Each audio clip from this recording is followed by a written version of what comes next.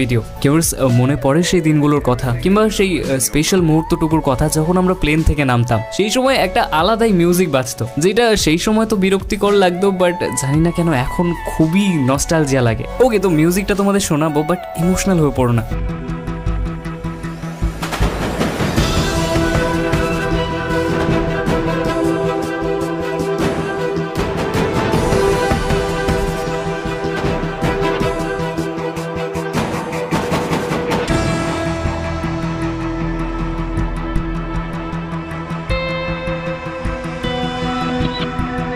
জানি না কেন এই মিউজিকটা শুনলে এখনো সেই পুরোনো দিনগুলোর কথা মনে পড়ে যায়। গাইস, মনে করো সেই দিনগুলোর কথা যেই সময় আমাদের শর্ট গান এবং লং গানের নলেজ ছিল না। হাতের কাছে যেইটা পাইতাম সেটাই উঠাই নিতাম। আর বাকি এমন কথা তো বাদই দিলাম, ব্যাগের মধ্যে প্রত্যেকটা গুলি কেজি কেজি ভরা থাকতো। ভাই কোনটা কখন কাজে লেগে যায় কে জানে।